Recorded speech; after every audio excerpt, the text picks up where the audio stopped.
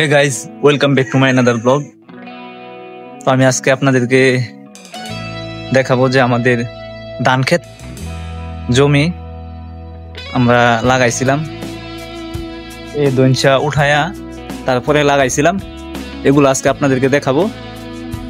আর আমার মেশিনটা, আমার এক্সকাভেটরটা ওই জায়গায় রাখা আছে, কাজ করছিলাম তো কিছুদিন যাবত কাজ নাই, তো এটাকে দেখতে যাব, তো এটাকেও দেখাবো। কাজ নাই, বসা আছে। এই যে এই দইনসাগুলো উঠায়া তারপরে লাগাইছিলাম, জমিটা লাগাইছিলাম দইনসাগুলো উঠায়া। তো আমি আপনাদেরকে ওই পাশ গিয়ে দেখাবো যে আমাদের জমিটা। তো চলেন, রাখেন, আমার গেটটা একটু আদায় নেই। ওই পাশে যাব, গিয়ে আপনাদেরকে দেখাবো যে আমাদের জমিটা।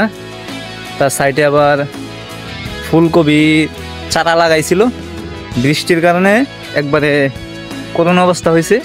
ওই চারাগুলান এগুলান আবার লাইক টাইক দিয়া সিধা করতে হইব, তাছাড়া উপায় নাই, খুব নর্মাল হয়ে গেছে। তো দেখাবো আমাদের এলাকার যে ধান ক্ষেতগুলো আছে এগুলাকে দেখাবো, সাথেই থাকুন আমার, আমি যাইতেছি। তো যে গাড়িটা আছে এটা প্রায় অনেক দূরে, 3-4 কিলোমিটার দূরে। এটা যাইতে হইলে গাড়ি দিয়ে যাইতে হইব, না সাইকেল দিয়ে যাইতে হইব। তো আমি একটা সাইকেল নিলাম, সাইকেলটা আমার হয়েছে গিয়া কাকার গ্যারেজ আছে একটা, ওনার কাছ থেকে নিলাম। তো অনেকটুকু রাস্তা তো যাইতে হইব, তো সাথেই থাকুন, আমি দেখাই।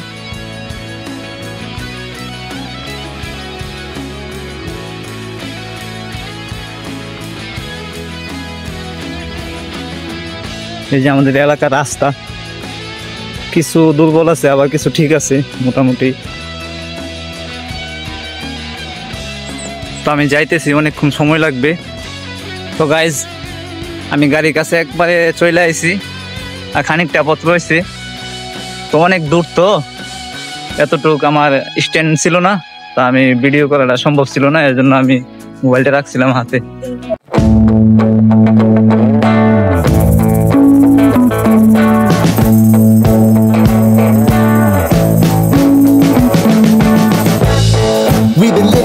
Since so long, all the fields are gone.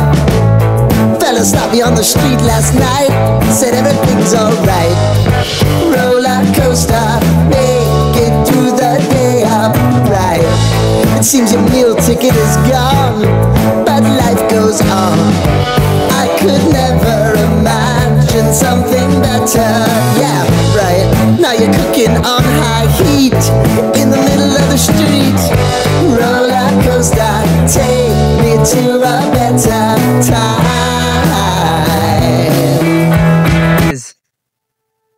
আমি আমার গাড়িটা এক্সকাভেটরটা দেখা তারপরে আমাদের জমি আছে, ধান ক্ষেত আছে, ওইখানে আইছি। আমি তো বলছিলাম যে আপনাদেরকে আমাদের ধান ক্ষেত দেখাবো, সাইডে ফুলকপি ক্ষেত আছে, এগুলোও দেখাবো। তো সাইকেলটা রাইখা জমিতে চলে আইছি আর কি। তো প্রথমে আমি আপনাদেরকে অন্য লোকের ধান ক্ষেত দেখাবো, যে ওইটা আমরা নিজে লাগাই নাই, অন্য লোকেরা লাগাইছে। তাদের জমিটা, তাদের ধান ক্ষেত কত সুন্দর, আর আমাদের ধান ক্ষেত কত অসুন্দর, কেন, কি কারণ, এগুলো আমি আপনাদেরকে বলবো। তো আগে যাই, অন্যের ধান ক্ষেতটা দেখে আসি কত সুন্দর। চলেন দেখাই। এই যে দেখেন ধান ক্ষেত, এটাতে মনে হয় সময় সময় ওষুধ দিছে, যে সময় দরকার ওষুধের এই সময় ওষুধ দিছে, যে সময় পানি দরকার ওই সময় পানি দিছে, যে সময় শুকানির দরকার ওই সময় শুকাইছে, যা কিছু তার মধ্যে দরকার সেটাই করছে। এর জন্য দেখেন কত সুন্দর, এই যে কত সুন্দর, ভালো, কত সুন্দর হয়েছে। মানে কৃষকে বুঝে আর কি যে কোন সময় কি লাগবে। জ্বালা দিছিল, সারা দিছিল 2-3টা, হয়েছে অনেকগুলা, মানে চুবাইছে, সুন্দর হয়েছে, পারফেক্ট হয়েছে। আর আমাদের যে ধান ক্ষেত, এটা একটাই সমস্যা, এটার মধ্যে হচ্ছে হাঁটু পানি। মানে 1 ফিট পানি, জ্বালাগুলা নিচে ডুইবা যায়। তো আমাদের যে লাকড়ি ক্ষেত ছিল, এরকম লাকড়ি ক্ষেত, এই লাকড়ি ক্ষেতটা কাইটা তারপরে আমরা ধান লাগাইছিলাম। তো এর মধ্যে আমার আব্বার মত ছিল যে ধান ক্ষেত লাগাই, তো আমাদের আবার বছরে চাউল কিনা লাগে না। তো যে 2টা জমি আছে, 2টা জমি লাগাইলে ধান হইলে আমাদের বছরে আর চাউল কিনা লাগে না, 1 বছরে চাউল হয়ে যায়। তো আবার এবার চাইছিল যে পানিটা যাওয়ার সময় ধান ক্ষেতটা লাগাই দিলে যে চাউল যদি আরো হয়, ধান যদি আরো হয়, তাহলে অনেক বেশি হইব। এরকম দইনছা ক্ষেত ছিল, লাকড়ি ক্ষেত ছিল। এই লাকড়ি ক্ষেতটা কাইটা 5 থেকে 6 হাজার টাকা খরচ করে মানুষ দিয়ে কাইটা তারপরে জমি লাগাইছি, ধান ক্ষেত লাগাইছি। এখন ধান ক্ষেতের অবস্থা করুন, এর মধ্যে হচ্ছে গিয়ে হাঁটু পানি। তো অন্যদের ক্ষেত দেখে আইলাম, তারা সময় সময় বৃষ্টি যে সময় হয়েছে এ সময় ক্ষেতের উপকার হয়েছে, যে সময় শুকানি দরকার ছিল এই সময় শুকাইছে। তো আমাদের জমি দেখেন কি অবস্থা, পানি এর মধ্যে। পানি যদি না শুকায় একমাত্র আল্লাহ জানে কি হয়, অনেক পানি। এর মধ্যে কিছু ছোট ছোট মাছও আছে, যে মাছগুলা ধরার মতো না, ধরতে গেলে ক্ষেত নষ্ট হয়ে যাবো গা।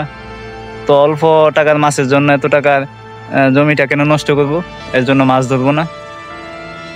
যদি পানি শুকাইতো, আল্লাহ দিত, যদি পানি শুকাইতো তাহলে আমাদের জমিটা অনেক ভালো হইতো, অনেক সুবাইতো, অনেক ভালো হইতো। এই জমিগুলো অনেক উর্বর জমি, লায়কের জমি, এগুলোর মধ্যে অনেক ধান হয়। তো অনেক আউশ করে লাগাইছিলাম যে এবার ধান হইব অনেক, কিন্তু বাকিটা একমাত্র আল্লাহ জানে কি হয়।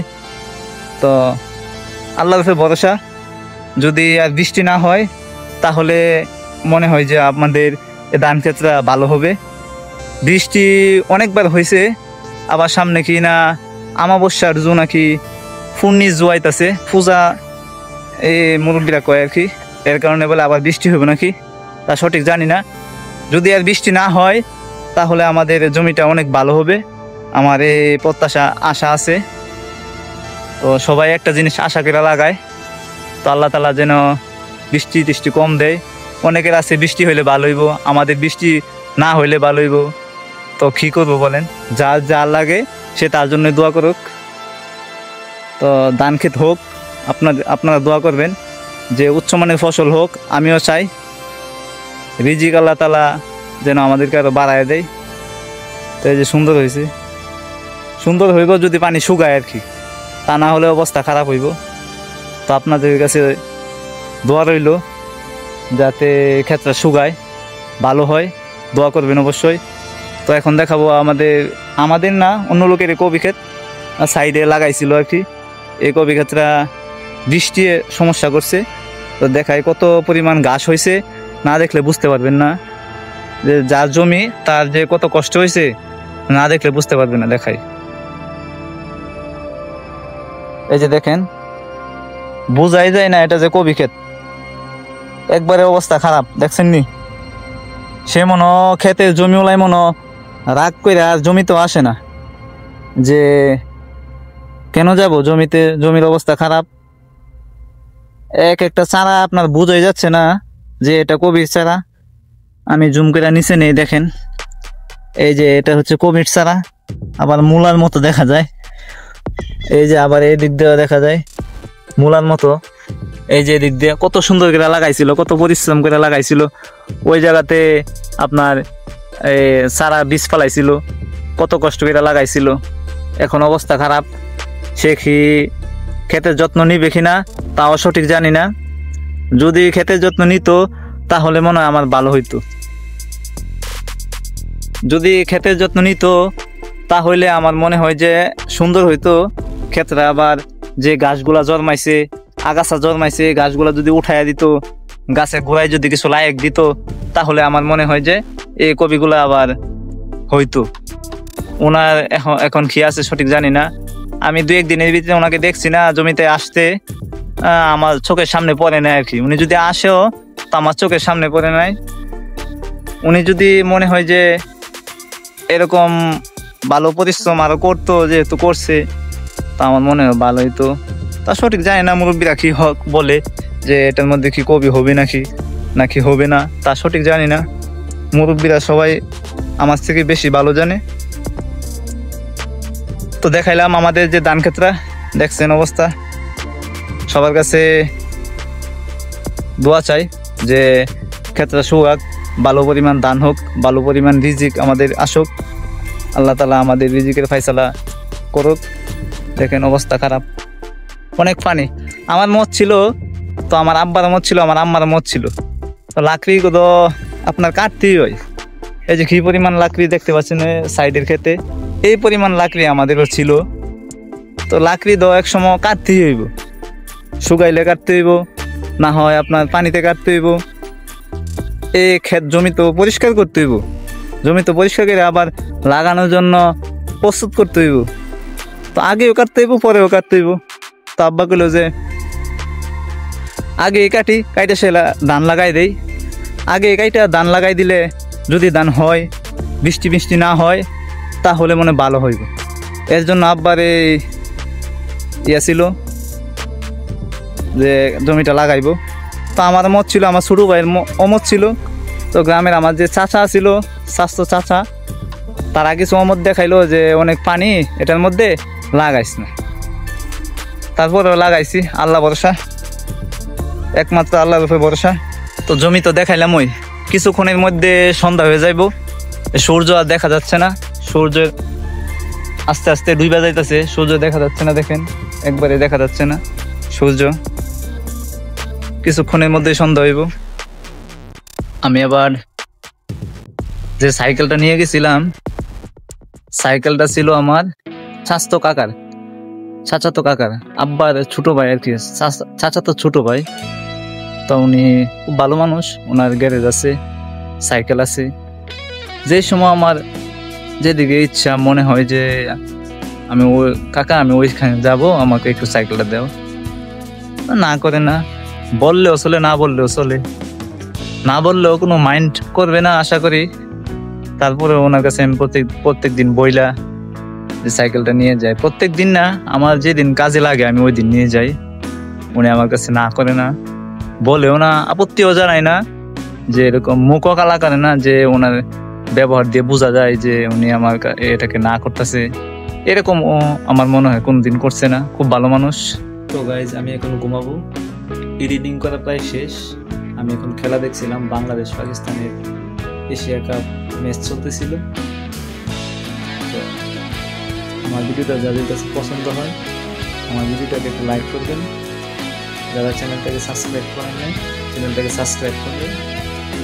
Thank you for watching, bye bye, tata.